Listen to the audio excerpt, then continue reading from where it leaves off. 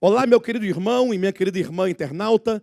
Neste momento, vocês assistirão a uma maravilhosa ministração da Palavra de Deus, completamente baseada nas Escrituras Sagradas. Uma palavra que visa a edificação do corpo de Cristo, que visa ao aumento de nossa fé, a edificação da nossa fé, a todos nós que amamos a Deus e que aguardamos pela sua segunda vinda. Você que deseja compreender da palavra de Deus, ser edificado, santificado, curado e liberto, neste momento pegue a Escritura em suas mãos, nos acompanhe nessa mensagem para a glória de Deus. Não se esqueça que no final você pode inclusive compartilhar com seus amigos esta mensagem, pode sinalizar com um joinha aqui embaixo do seu vídeo e mesmo tecer os seus comentários em o nome de Jesus. Filipenses capítulo 1, versículo 27, acompanhe na sua Bíblia. Vivei acima de tudo, por modo digno do Evangelho de Cristo, para que, ou indo ver-vos, ou estando ausente, ouça no tocante a vós outros, que estáis firmes em um só espírito, com uma só alma, lutando juntos pela fé evangélica. Tito capítulo 1, versículo 1. Paulo, servo de Deus e apóstolo de Jesus Cristo, para promover a fé que é dos eleitos de Deus e o pleno conhecimento da verdade, segundo a piedade. Amém?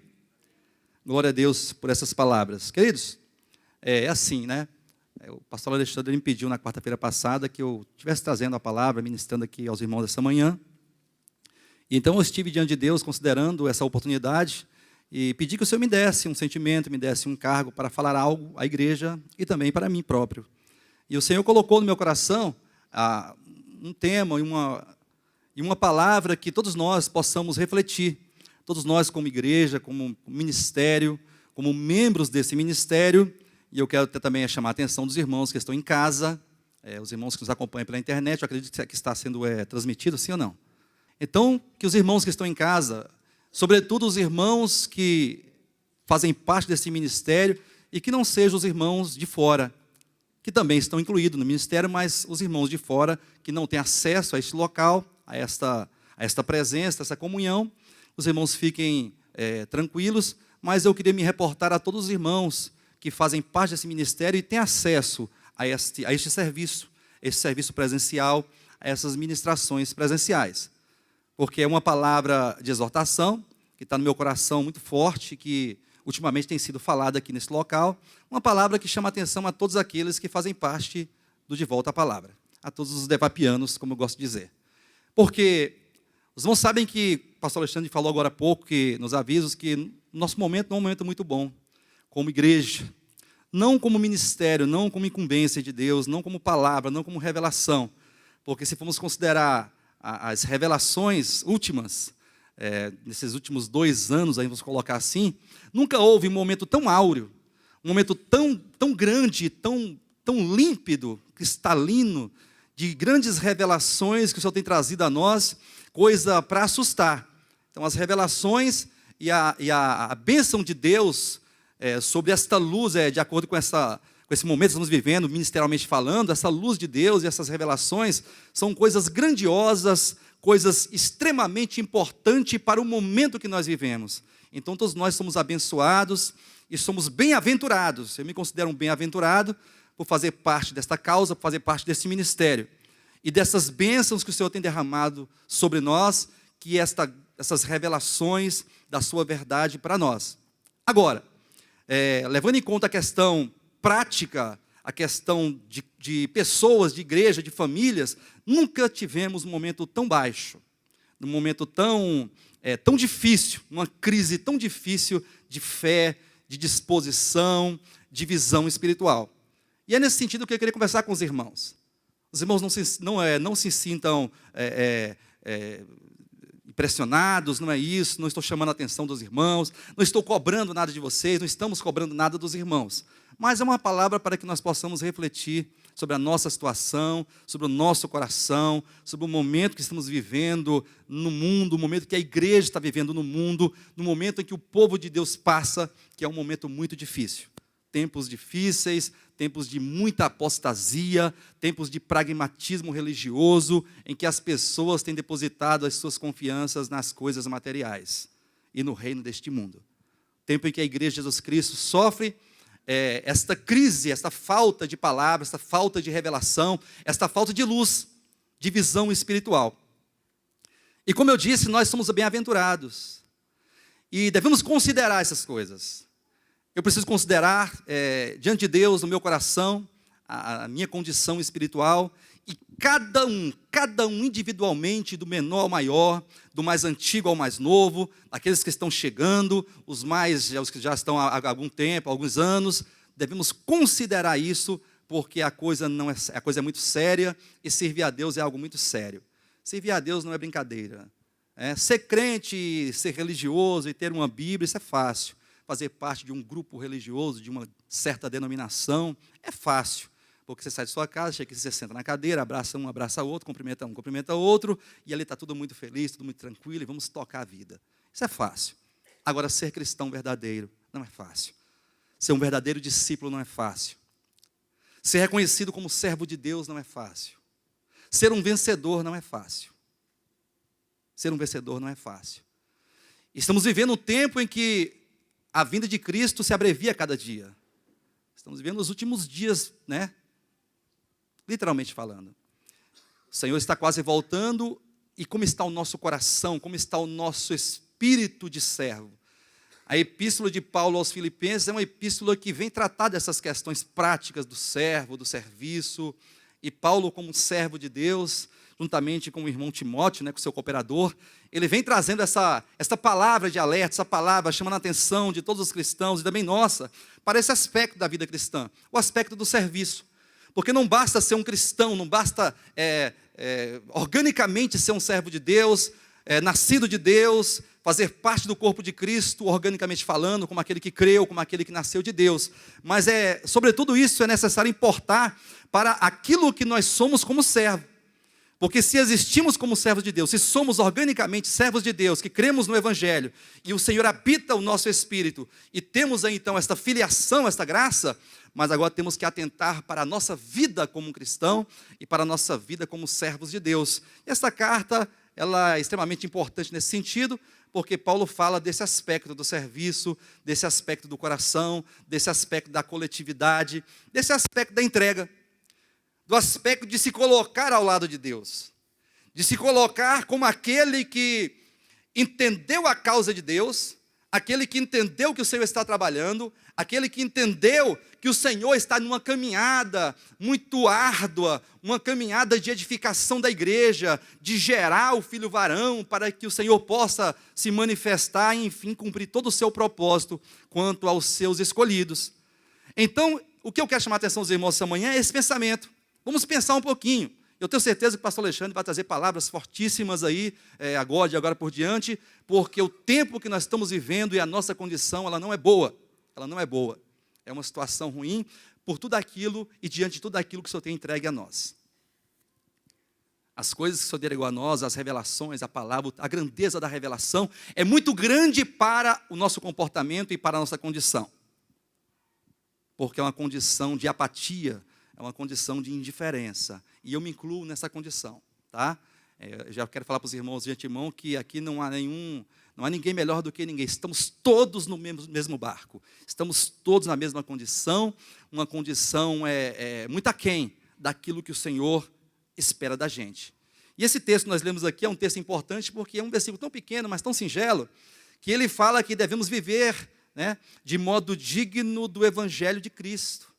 Olha que coisa linda e simples e singela. Viver de modo digno do Evangelho de Cristo. É uma questão de viver, é uma questão prática, é uma questão de experiência, é uma questão de posicionamento, é uma questão de fé e de coração. Porque no mesmo momento que ele fala sobre a questão de viver de modo digno, à altura da dignidade do Evangelho, ele fala sobre uma luta pela fé evangélica. Pense comigo. Ele fala que devemos viver juntos e lutar juntos pela fé evangélica. Ora, essa fé evangélica diz respeito à verdade neotestamentária. É esse arcabouço do Novo Testamento, esse conjunto de verdades, de doutrinas que revelam o caráter de Deus e a vontade máxima de Deus, que é a edificação do seu corpo, que é o desenvolvimento da salvação, conforme o capítulo 2, versículo 12. Esse desenvolver a salvação, esse desenvolver a filiação. Ele fala sobre uma questão, uma luta corporativa, coletiva, que todos nós, começando pelo individual, e esse individual vai somando um ao outro, e então produzindo um coletivo ou uma coletividade muito forte, que faz frente à apostasia, que faz frente ao espírito deste mundo, que faz frente e oposição a todo engano que estamos vivendo nesses últimos dias. E esse aqui é o ponto da nossa mensagem, e é o ponto da nossa reflexão. Lutar juntos pela fé evangélica, lutar juntos por esta verdade que o Senhor nos entregou.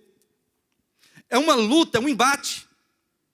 Isso requer o esforço de cada parte, desde o adolescente, daquele que começa a se entender como cristão, porque teremos batismo aqui o mês que vem, e estará sendo batizado aqui pessoas, adolescentes de 14, 13 anos, que supostamente entenderam o porquê estão sendo batizados, porque se não entenderam ainda, vão entender no próximo domingo, com a conversa que teremos aqui, e talvez até desistam, como o pastor Alexandre disse, porque é uma questão de fé, é uma questão de você entender a causa, e agora você se colocar diante disso. É um posicionamento de fé de cada cristão, de um verdadeiro cristão que deseja se colocar ao lado de Deus. Porque aqui não é uma causa qualquer, não é uma igrejinha, aqui não é uma historinha, uma brincadeira, mas aqui é a causa de Deus. Deus existe, Deus tem uma causa. Deus tem uma questão a ser resolvida, que diz respeito à minha pessoa e à pessoa de cada um aqui, vocês que estão em casa. Todos nós estamos dentro desse projeto, estamos dentro desse trabalhar de Deus, e Deus deseja realizar em nós, na minha vida, na sua vida. É algo orgânico, é algo de consciência, de mentalidade, de expectativa, é algo que diz respeito à visão espiritual. E nós não podemos perder, e ir perdendo como estamos perdendo, porque nós estamos perdendo. Eu estou perdendo. Perguntar para os irmãos aqui, quantos aqui estão felizes? Aí uma meia dúzia ia falar amém, né? Eu vou ficar calado, meio assustado, né? Pois eu digo, eu não estou feliz. Eu estou feliz com Jesus, estou feliz com a verdade, estou feliz com a minha família, com as bênçãos de Deus, com a bondade de Deus ter me seguido. Eu estou feliz em fazer parte desta causa. Eu estou feliz porque o Senhor me escolheu.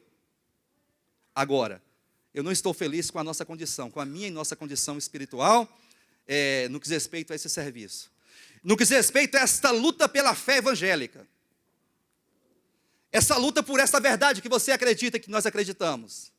Porque se você não acreditasse, você não estaria aqui. E os irmãos que estão em casa também. Vocês acreditam nessa verdade. Tanto é que nesse momento deve estar algumas pessoas, algumas dezenas de pessoas nos acompanhando. E esta luta, ela consiste na promoção dessa verdade. Olha só aqui no Tito, abra lá rapidamente, nós temos aqui o texto. Tito, capítulo 1, Paulo, ele fala algo nesse sentido. Quando ele diz aqui, capítulo 1 de Tito, versículo 1, ele diz assim: Paulo, servo de Deus e apóstolo de Jesus Cristo, para promover a fé que é dos eleitos e o pleno conhecimento da verdade segundo a piedade.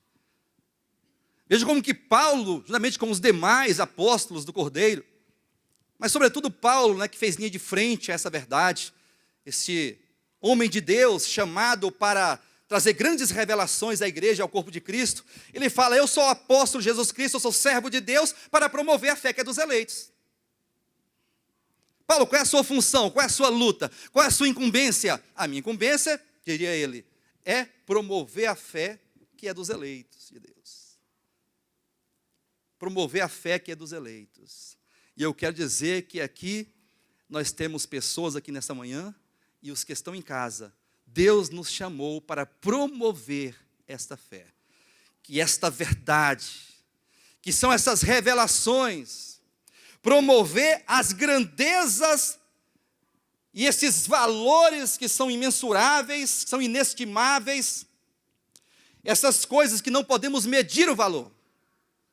O Senhor conta com cada um de nós. Promover a fé é promover a verdade objetiva. É promover a verdade enquanto doutrina, escrita ali, positivada.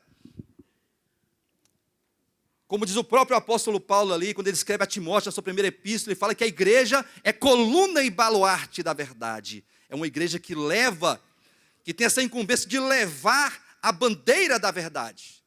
É uma igreja que tem pessoas que têm essa responsabilidade. Atente para esses termos: responsabilidade, incumbência de levar a bandeira da fé, desta verdade objetiva.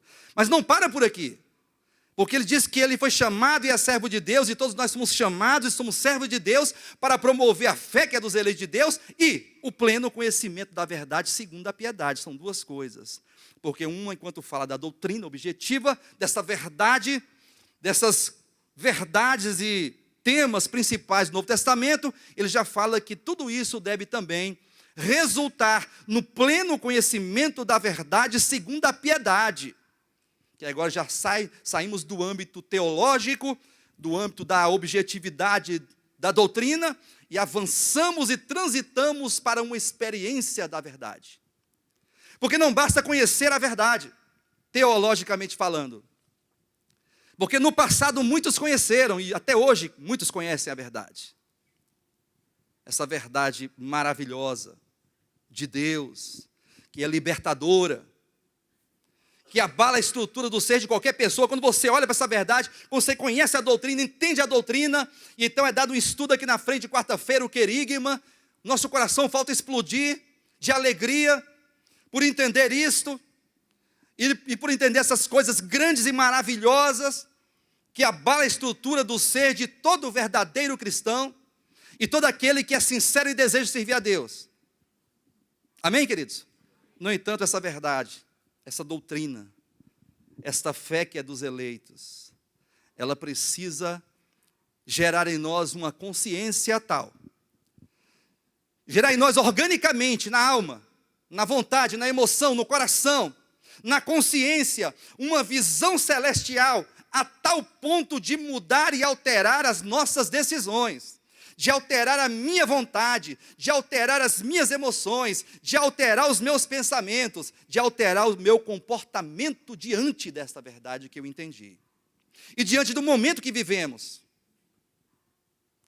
Então, lutar juntos pela fé evangélica diz respeito a promover isto, promover esta verdade, e que essa verdade alcance corações, o meu coração e o coração de cada um de nós, e que outros corações sejam alcançados, e então vai se formando aqui, um ajuntamento de corações aperfeiçoados. Esse é o serviço de Deus, essa é a obra de Deus, é tudo o que Ele deseja, é isso, é aperfeiçoar pessoas, é preparar e aí gerar servos, discípulos, pessoas com visão, pessoas com entendimento cristalino, e não obscurecido por este século, e não obscurecido pelo espírito de Laodiceia. Porque nós vivemos Laodiceia, queridos. Vivemos tempos de Laodiceia. Pastor, o que é tempos de Laodiceia? Tempos de indiferença espiritual.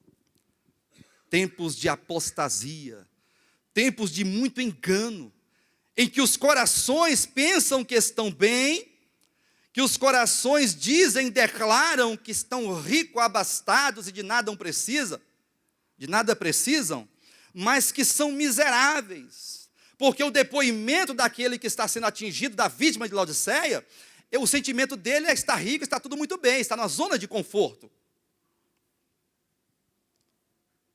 E lembrando que Laodiceia não é um lugar, não. Laodiceia não é aqui, não é ali. Não pense em Laodiceia e olhe para os irmãos lá fora. Não faça isso. Não faça isso. Não pense que Laodiceia é universal do reino de Deus, é a igreja lá do chapéu, do homem do chapéu, e a igreja do outro lado, do R.R. Soares, não é porque, casa da bênção, reteté. Para com isso. Laodiceia é um espírito. Laodiceia é um sentimento.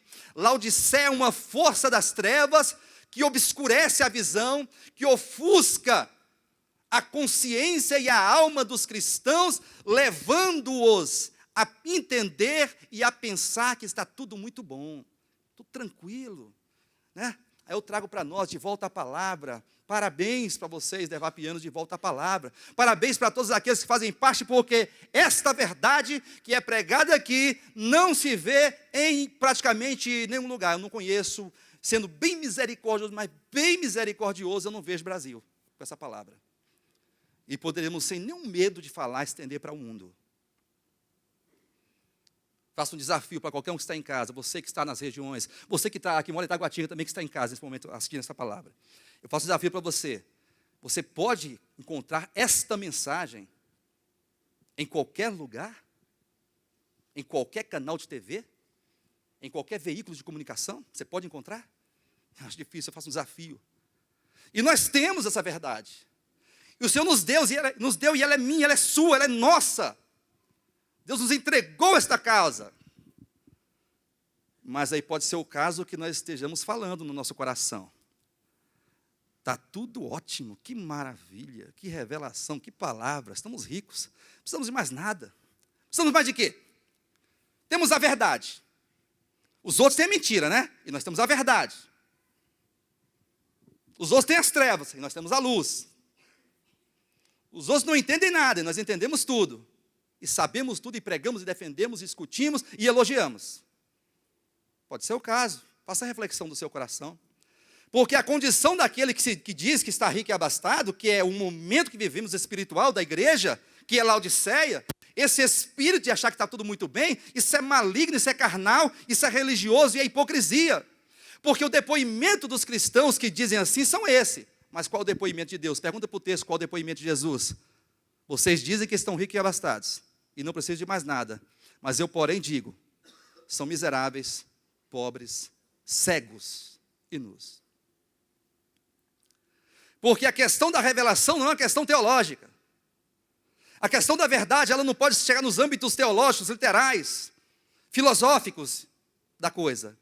Mas é uma verdade que passa por meio desses segmentos de ideologia, de entendimento, de teologia, de explicações, de estudos, mas que deve alcançar o profundo e o recôndito do nosso ser, gerando em nós uma visão celestial, capaz de alterar o nosso comportamento.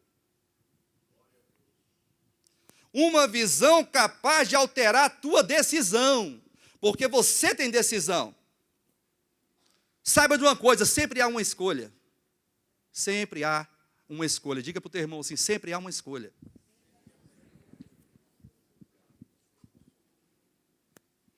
Sempre, pastor, sempre, todo dia, toda hora.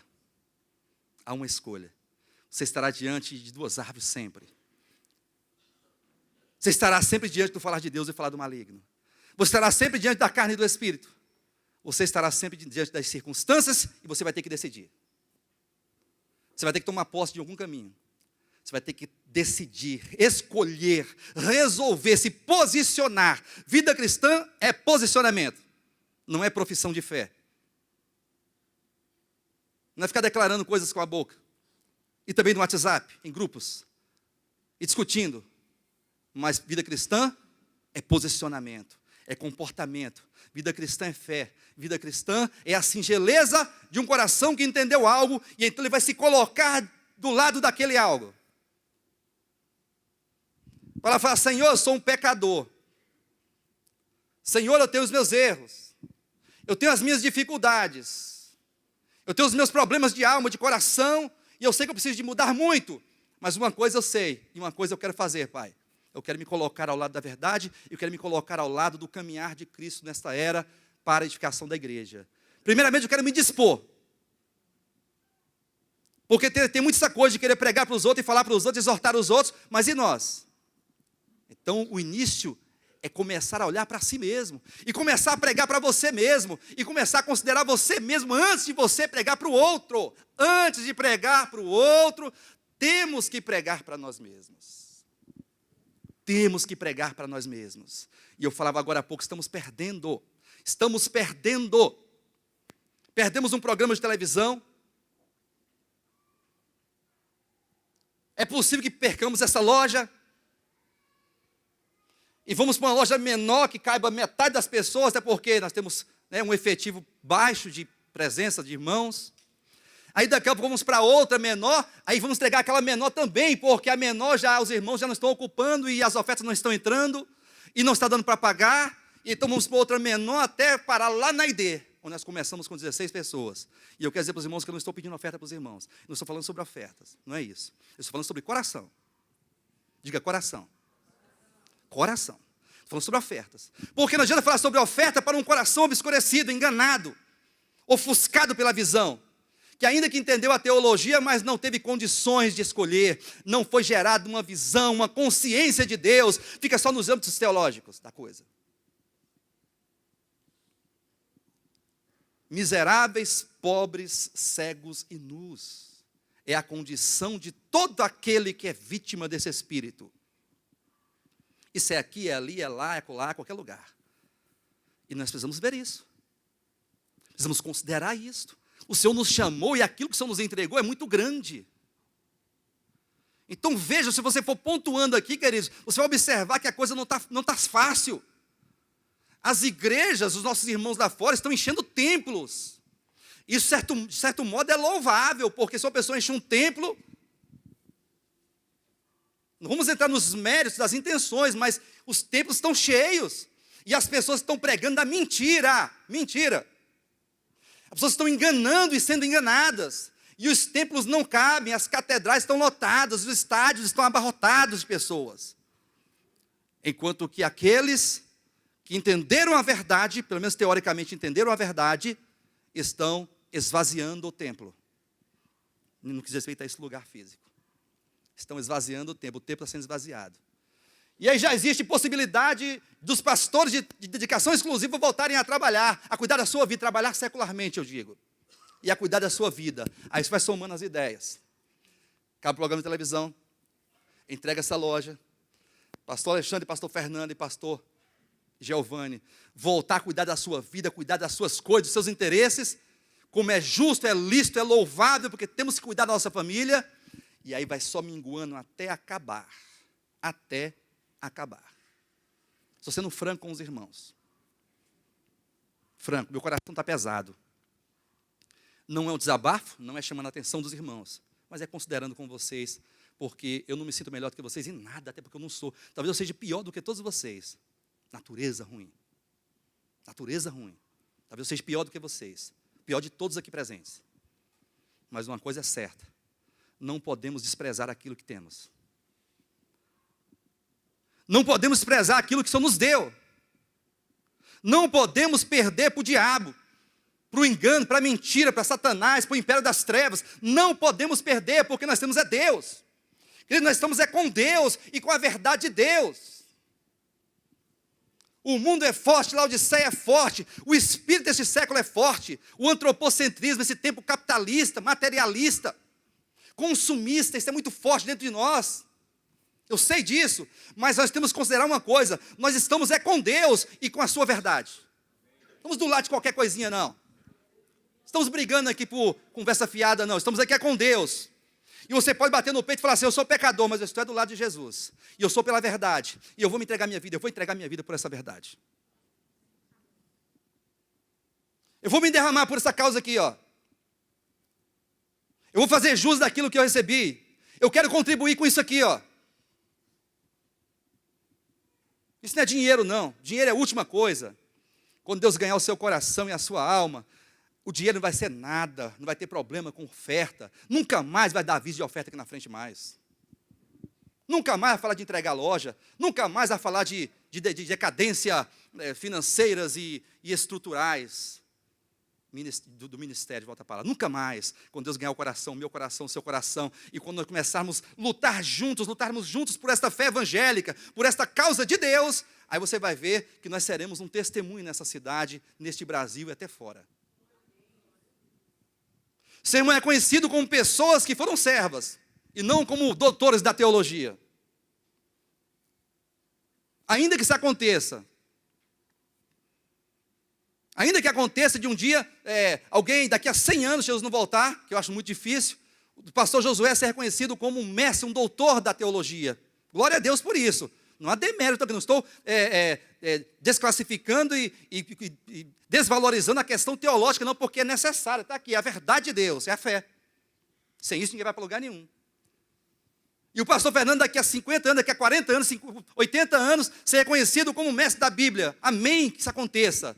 Mas nós precisamos, daqui a 100 anos, com todo mundo aqui, todo mundo tiver sido sepultado, e nossos filhos aqui, os pastores, os irmãos, os obreiros, sermos lembrados como servos de Deus, como discípulos, como aqueles que amaram a causa de Deus e se entregaram por ela.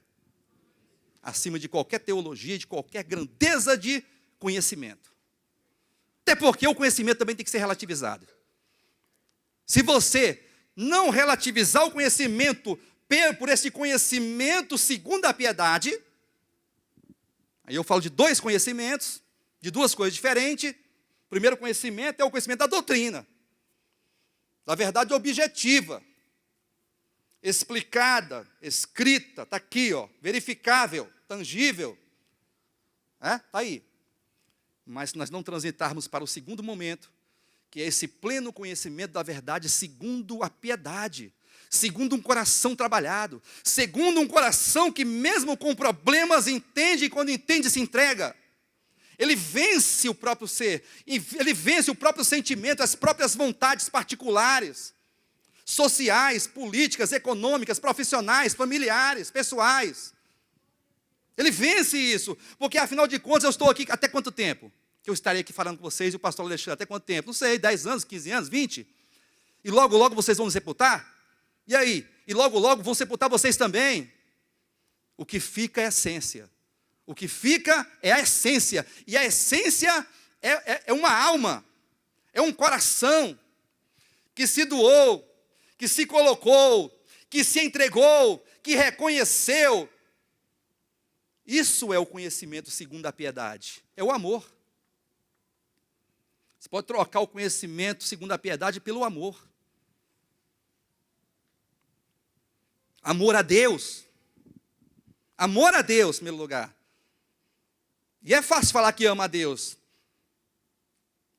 O amor, ele não pode ser de maneira professa. O amor não pode ser falado de maneira professa. Ou de palavras, de língua. Não, o amor ele é experimentado, o amor ele é transmitido, o amor é vivido. O amor é aquele coração, como diz Paulo em 1 Coríntios, né, capítulo 13 ali, tudo espera, tudo suporta, tudo crê, não se ressente do mal, não busca os seus próprios interesses, não se alegra com a injustiça, mas se alegra com a verdade. O amor. Toda a escritura, toda a doutrina do Novo Testamento quer nos levar ao amor. E eu estava meditando na questão do amor essa semana, interessante, né? Porque estamos falando muito dessas questões orgânicas, da doutrina, da vida cristã, né? A conferência que vai vir agora em outubro, que é uma conferência orgânica, não é teológica. A teologia também, glória a Deus pela teologia, mas é uma questão muito mais orgânica.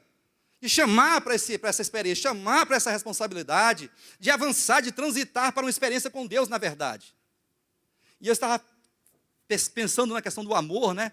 E aí Jesus falava ali no Sermão da Montanha, no capítulo 6, salvo engano, capítulo 6, ali, quando ele diz assim que nós, lembra o que foi dito aos antigos? Amarás os vossos amigos e odiarás os vossos inimigos, lá atrás na lei, né? O tempo em que as pessoas não conheciam a Deus, tempo em que, né? O verdadeiro e a verdade não havia sido ainda manifestada. Esse era o patamar, esse era o padrão, né? Mas Deus fala assim, eu porém vos digo, amai os vossos inimigos e orai por eles, para que se tornem filhos do Pai Celestial. Aí ele fala, sede vós perfeitos, como perfeito é o Pai Celestial. Eu falei, mas Jesus está falando para ser, é um imperativo, que sede. Sede perfeito, pastor Renato. Então, se ele está mandando a possibilidade, sim ou não? Pastor, como é o Pai Celestial? Eu diria, é. Por quê? Porque não é ser divino como ele é divino e ser perfeito no sentido de não pecar, de ser luz e não haver treva nenhuma. Não é nesse sentido que ele está falando. Mas ser perfeito aqui como o Pai Celestial é amar. É ter a capacidade de desenvolver o amor.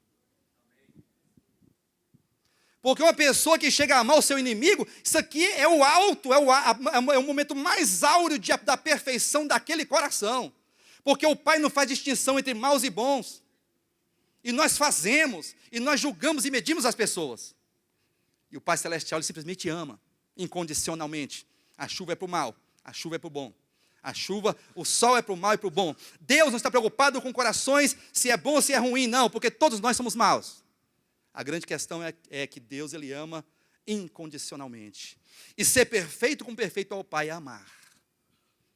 Aí Paulo vai dizer lá em 1 Coríntios capítulo 13, né? Quando vier o que é perfeito, falando do amor. Vai passar conhecimento, vai passar ciência, língua cessará, profecia cessarão, mas o que é perfeito vai permanecer. Que é a fé, a esperança e o maior desses três é o quê? Colossenses capítulo 3. O amor é o vínculo da perfeição. Então, considerando tudo isso, eu fico pensando assim, sabe, meu Deus, que padrão. Meu Deus, que condição, que coisa linda. Isso é isso que é vida cristã. É isso que Deus espera de mim. Meu Deus, como eu estou longe disso. Eu pensando, como eu estou longe desse padrão do amor.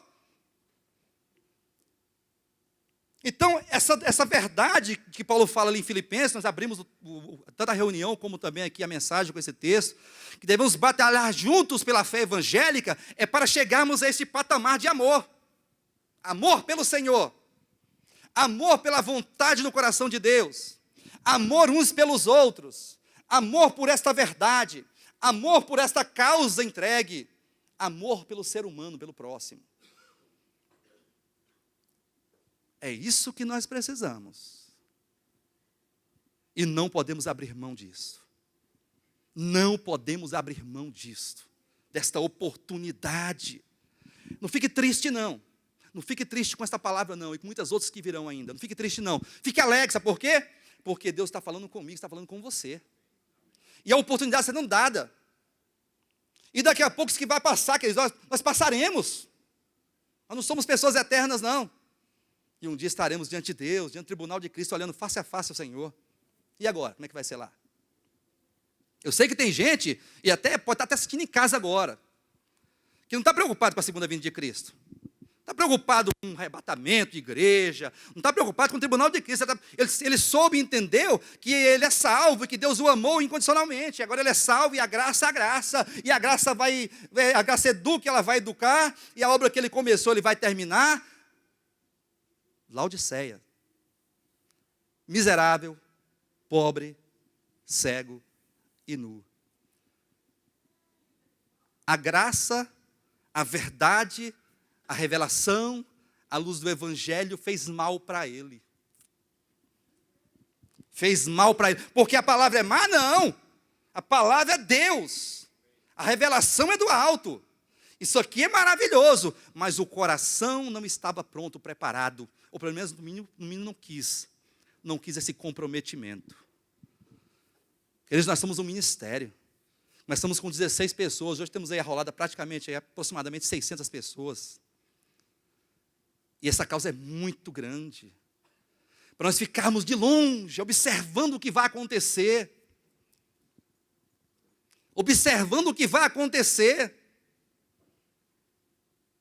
Tem gente hoje que faz parte de volta à palavra, pelo menos de língua faz, que está torcendo para entregar essa loja. Eu sei do que eu estou falando aqui diante de Deus. E tem pessoas que saem da sua casa e vai para a casa do outro irmão para falar mal dos pastores desse ministério, e eu sei o que eu estou falando diante de Deus. Falar mal da gente, do pastor Alexandre, de mim, julgar a gente, tacar o pau nas esposas dos pastores, nos filhos. Tem gente que diz que faz parte do ministério. Está igual Pedro antes da sua convenção, né? Jesus preso naquela pressão toda, o mundo espiritual desceu, ficou lá aqueles demônios, aqueles homens maus, como búfalos, cavalos, em cima de Cristo ali, esbofeteando, aquela pressão toda. E Pedro seguindo de longe, observando o que vai acontecer. E agora? Vão levar para onde? E agora vai acontecer o que com ele? É lógico que Pedro depois se arrependeu, e depois morreu por essa verdade. e tornou-se uma testemunha da verdade. Mas e nós? E o nosso coração? Como é que está o teu coração? Diante dessa causa, diante desse ministério. Porque outrora estávamos escravizados na lei, no legalismo, da religiosidade, da mentira, do engano. E éramos usurpados e conduzidos cegamente e entregávamos nossas vidas. E agora, diante do Senhor, diante da igreja, diante da verdade, diante da oportunidade do dia a dia, nós temos condições, queridos, de fazer um grande rebuliço nessa Brasília. E no Brasil e no mundo. Condições, potencial, Deus nos deu potencial. Deus nos deu coisa que está na mão de poucos no mundo, no planeta Terra. Saiba disso.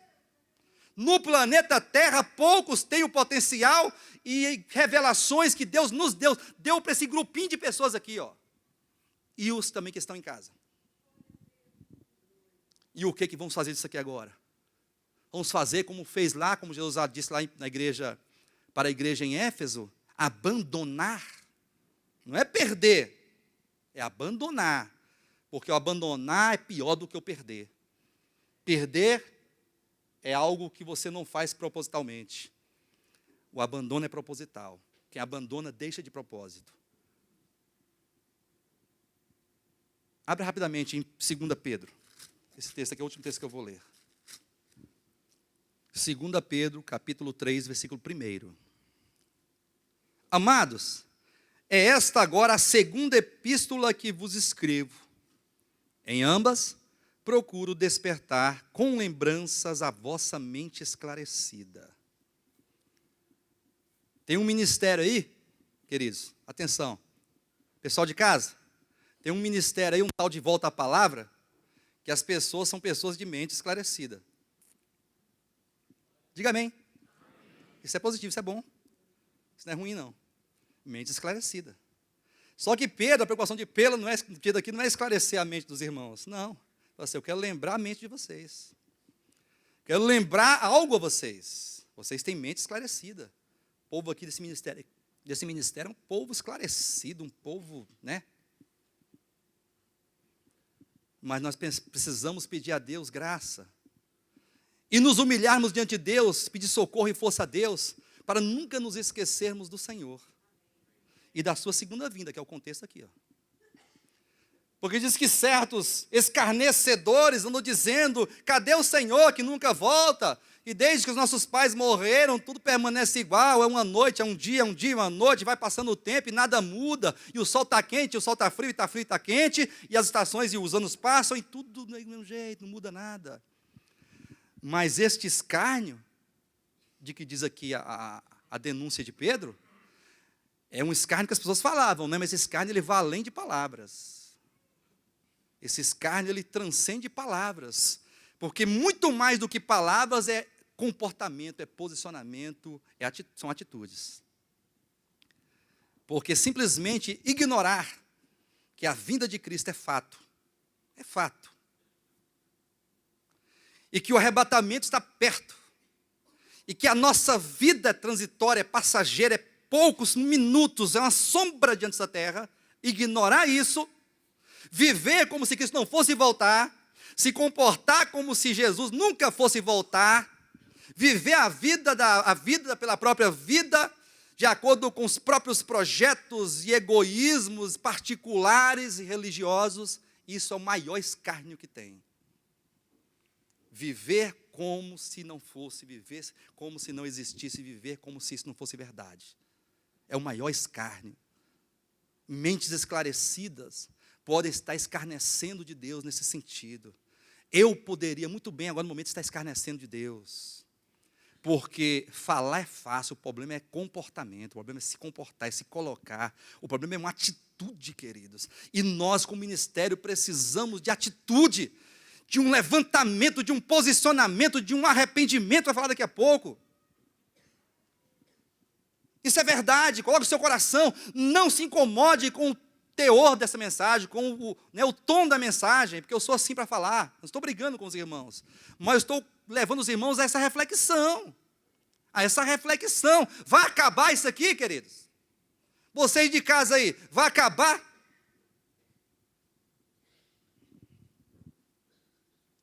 Vai acabar, vamos para uma loja menor, depois para uma menor, e cada um cuida da sua vida, vá para lá, vá para lá, vai cuidar da sua vida, fofoqueiro, vai cuidar da sua vida, bando de pastor, sem futuro.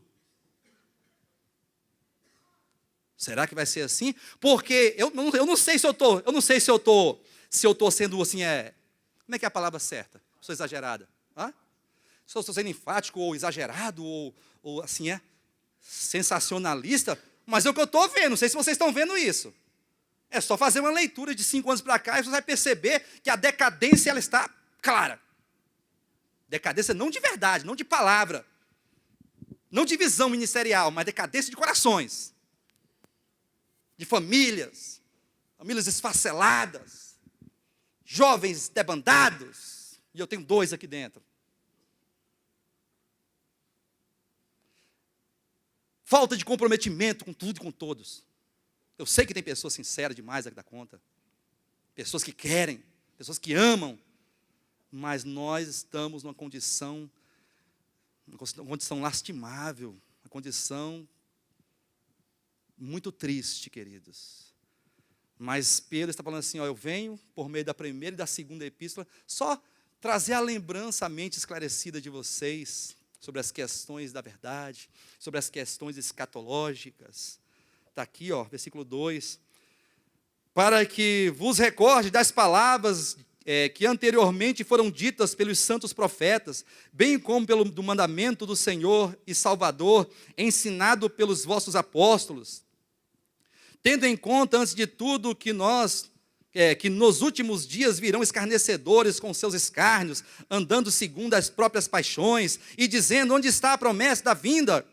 Porque desde que os nossos pais dormiram, todas as coisas permanecem como desde o princípio da criação.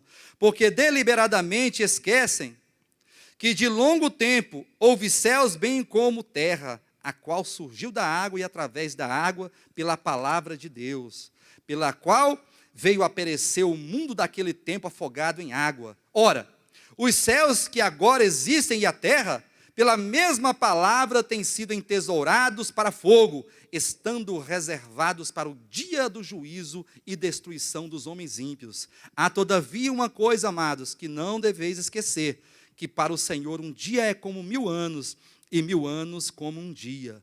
Não retarda o Senhor a sua promessa, como alguns a julgam demorada. Pelo contrário, Ele é longânimo para convosco, não querendo que nenhum pereça, senão que todos cheguem ao arrependimento. Sabe por que Jesus não voltou ainda? Não é porque Ele não quis, não. Porque já poderia ter vindo já. Levando em conta a condição do mundo, da humanidade, levando em conta a condição da miséria que o ser humano vive na face da terra, esse individualismo, esse egoísmo maligno, essa perversidade, como o próprio Jesus declarou lá, em Mateus capítulo 13 ali, capítulo 24, diz que nos últimos dias o amor se esfriaria de quase todos e a iniquidade ia aumentar. E é o que estamos vivendo. Iniquidade, perversidade, maldade, pessoas individualistas, perversas, egoístas, cada um só pensa no seu umbigo, ninguém está preocupado com ninguém. Quem está preocupado se o irmão está ruim ou está bem, se o irmão saiu, parou de congregar, se o irmão está passando fome, se o vizinho está com problema com o seu filho. Ninguém está preocupado com ninguém. Sabe por quê? Porque nós estamos muito bem dentro da nossa casa. Zona de conforto. Barquinho nosso, como o pastor Alexandre disse no início aqui. Estamos dentro do barquinho, tranquilo ali, ó. Problema é daqueles que estão na tribulação, nas ondas, e o vento, e a tempestade, e o mar revolto. O problema é deles. Eu estou tranquilo aqui na minha condição. Mais ou menos. O Senhor está sendo longânimo para comigo, para com você e para com todos os servos deles na face da terra. Deus não está retardando a sua vinda. Pelo contrário, Ele é longânimo para convosco, esperando. Não querendo que ninguém se perca. Pessoal, não se perca não. Vamos lá, pessoal, vem aqui, ó, vamos aqui. Vamos aqui, pessoal, aqui, ó. Todos cheguem ao arrependimento. Mudança de pensamento, mudança de mente, mudança de posicionamento. Precisamos mudar. Precisamos mudar. Precisamos sair dessa nostalgia espiritual, dessa tristeza, dessa febre, dessa mornidão de Laodiceia, e começar pouco a pouco a nos posicionarmos. Vamos voltar, pessoal. Vocês de casa aí, vamos voltar. Estou fazendo o que em casa aí, ó? Está todo mundo aqui, você está fazendo o que em casa, pessoal? Servos de Deus. Sei que depois vão meter o pau em mim mesmo, também não estou nem aí. Estou nem aí. Vamos voltar, pessoal. Viajando está ótimo. Viajando não é pecado, não. Também viajo. O problema aqui não é viajar, o problema aqui não é ir ao clube, o problema aqui não é fazer uma festinha, o problema aqui não é fazer um churrasco, o problema aqui não é se divertir, o problema aqui não é o entretenimento, o lazer, não é a nossa vida não, que Deus nos deu a nossa vida, nos deu saúde para que nós desfrutássemos das bênçãos que Ele nos deu. Diga amém. Agora não podemos trocar isso por tudo, abrir mão da verdade, do Senhor, da obra, do ministério, da grandeza das revelações, desta incumbência pela nossa vidinha de festas. E de viagens, de clubes, nossos projetos particulares. Eu, se precisar de voltar para a vida secular, eu vou voltar. Porque eu tenho força para trabalhar, não sou preguiçoso, não. Tá? Vou voltar a trabalhar com muita honra, mas com o meu coração dilacerado e partido. Porque minha vida, há 17 anos, é isso aqui, ó. Eu sei que eu sou pecador, tenho meus erros, tenho muito que caminhar ainda, tenho muito para me melhorar, mas muito para melhorar. Mas se tem uma coisa que eu sou, e que uma boa parte aqui é pela verdade de Deus. Uma boa parte aqui, ó, uma boa parte aqui são pela verdade de Deus. São pela verdade de Deus, e dão as suas vidas. Agora eu conclamo todos os irmãos de volta à palavra. A este arrependimento aqui, ó. Foi o que Jesus falou lá, a carta a Laodiceia. Primeiro ele falou assim, ó, pobres, miseráveis, cegos e nus. Vocês são assim. E vocês estão precisando de valores eternos. Ouro refinado pelo fogo, vestiduras brancas, colírio para ver. Que diz respeito a Cristo, ao caráter de Cristo, à humanidade elevada, caráter aperfeiçoado, visão celestial, consciência de Deus, consciência das coisas, consciência de você mesmo, da criação de Deus. Precisamos desses valores. O resto é lixo. O resto é lixo. Precisamos disso aqui, ó. Aí ele fala, só tem uma maneira de resolver esse problema. Eis que estou à porta e bato. Se alguém ouvir a minha voz e abrir a porta, entrarei na sua casa, cearei com ele, ele comigo. Só existe uma solução, abrir a porta do coração. Se render. Esse arrependimento aqui é o abrir a porta do coração lá. Essa mudança de pensamento. Para de criticar o ministério, irmãos. Para de falar dos irmãos. Para de falar de mim. Tenha dó. Deixe minha família em paz, pelo amor de Deus. Vamos começar a olhar para nós mesmos, começar a dar as mãos. Vamos lutar juntos pela fé evangélica. Vamos lutar juntos. Vamos dar as mãos, vamos congregar. Terça, quarta, vamos orar, vamos buscar Deus. Vamos pedir força para o Senhor. Vamos orar pelos outros. Estamos retomando aqui os grupos familiares. Agora, até o final do ano, deve estar funcionando efetivamente. Talvez não até o final do ano, talvez outubro aí. E precisamos de liderança. Não temos liderança, pessoal. Soltar os grupos sem liderança. Pastor, tem liderança? Não tem não. Cadê os grupos funcionando? Deve ter 2 ou 3 ou 4 funcionando aí, 15 dias, uma vez por mês. Eram 15 grupos, 14 grupos. Eu falo isso aqui para os irmãos sentirem. Nós temos que sentir, amém? Não estou cobrando nada de vocês, não, você não deve nada para mim. Pelo contrário, eu que devo a vocês. Porque quem muito fala, muito se compromete. Eu estou aqui me comprometendo com tudo isso aqui, ó, diante de Deus. Mas cadê a liderança?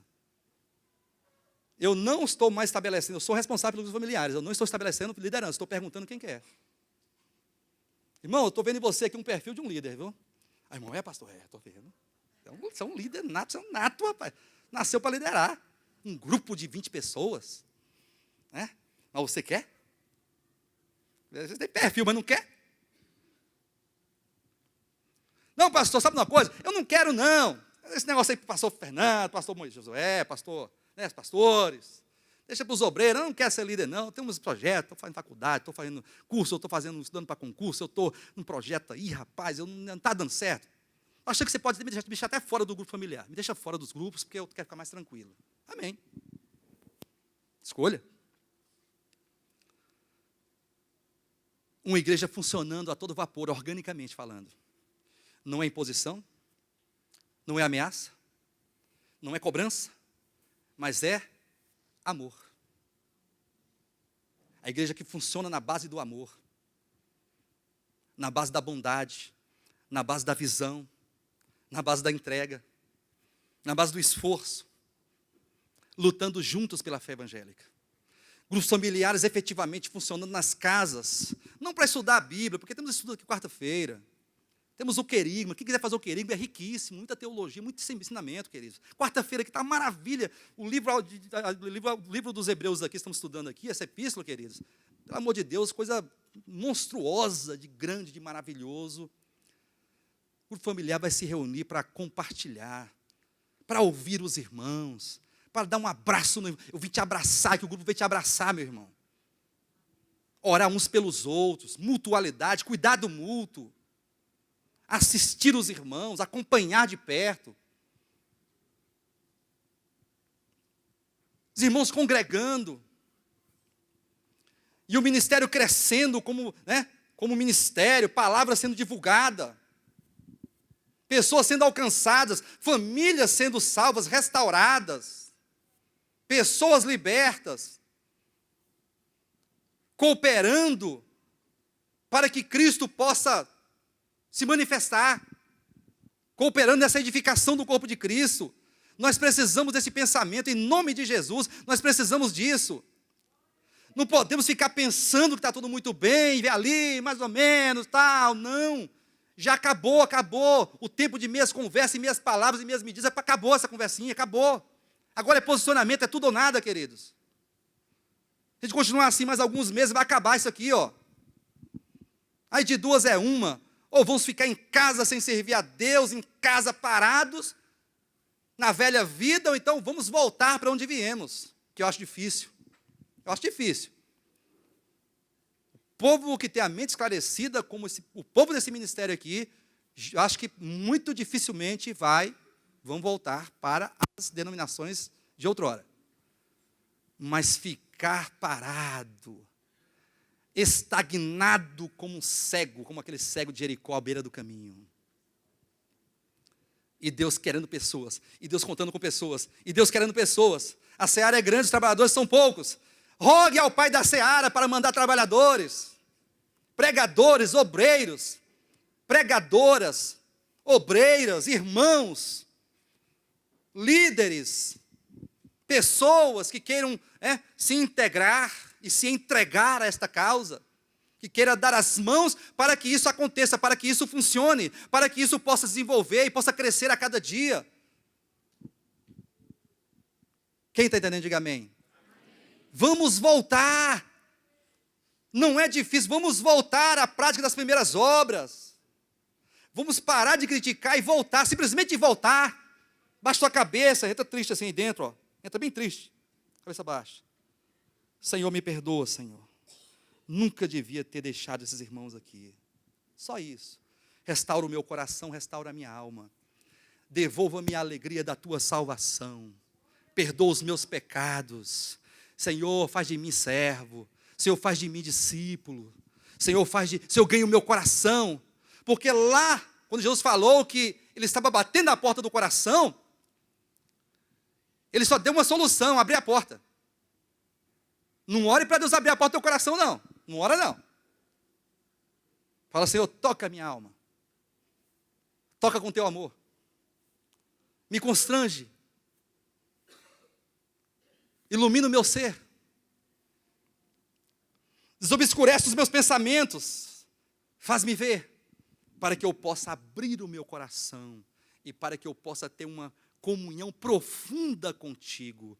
Porque ele falou que vai entrar na casa, vai entrar na vida, e vai cear conosco, e nós com ele, vai ser aquela comunhão poderosa, maravilhosa, de graça e de verdade, de vida abundante. Abrir a porta do coração, se render a Deus, não ter outro caminho. É posicionamento. Chegou a hora, é posicionamento.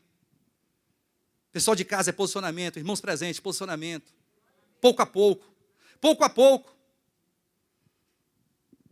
Eu sei que não é uma questão de uma palavra, uma ministração. Não. Você vai sair daqui e vai sair considerando essa palavra diante de Deus. Falar, Senhor, me ajuda a voltar. Senhor, me ajuda a voltar, não voltar a sentar nas cadeiras, mas voltar ao coração, voltar o sentimento maior, voltar ao amor, voltar à piedade. Senhor, eu quero voltar a fazer parte de um pequeno grupo que ama o Senhor e que ama a tua verdade, que ama a tua segunda vinda. Porque Paulo disse lá, ó, primeiro ele nos convidou a lutarmos juntos pela fé evangélica. Aí lá na segunda, a Timóteo, ele fala, ó, eu combati o bom combate. Eu completei a carreira, eu guardei a fé. E vocês? Eu combati. Eu guardei a fé, eu fui defensor. Eu fui até as últimas consequências. Até ser decapitado, literalmente falando. E a coroa da justiça está guardada a mim. Eu tenho certeza disso. E não somente a mim, mas para todos quanto amam a sua vinda. Todos quanto amam. Vale a pena, queridos. Vale a pena, diga, vale a pena. Fala para o seu irmão. Fala para o irmão aí. Mexe o ombro um pouquinho. Assim, ó. Atenção, né? Atenção. Deus é bom demais. Jesus é bom demais. Quando eu olho para mim, quando eu olho para os meus pecados, quando eu olho para os meus filhos, para minha esposa, para minha família, minha casa, quando eu olho para a igreja, eu olho para as grandezas das revelações, Deus é bom demais. Deus é gracioso, é bondoso, é longânimo, espera. O pecador está pecando, está errando, está pecando, ele está esperando. Está batendo a porta do coração, ele não invade. Convite é, venha conosco. O convite é, venha conosco. Vamos caminhar, vamos entrar nas águas. Amém? O pastor Alexandre falou aqui, ó, vamos sair do barquinho. Saia do barquinho, saia do seu barco. E vamos entrar nas águas. E vamos enfrentar tudo e todos. Em nome de Deus, em nome dessa verdade. Não vamos acabar isso aqui não, ó. Vai ser um triunfo para Satanás e para os irmãos que falam da gente, que nos odeiam. Tem pessoas aí que se fechar essas portas aqui vão dar festa. Vão dar um congresso para festejar o fim do de volta à palavra. Pode ter certeza disso. Estou te falando. Mas maior é o que está em nós do que o que está no mundo. Amém? Maior é o que está em nós do que o que está no mundo. Glória a Deus. Glória a Deus. Em nós está a fé. Em nós está o Senhor. E esta causa, esta incumbência. Isso é a chama. Esse aqui é o combustível. Esta visão. Este encargo que o Senhor entregou a todos nós, que fazemos parte desse ministério.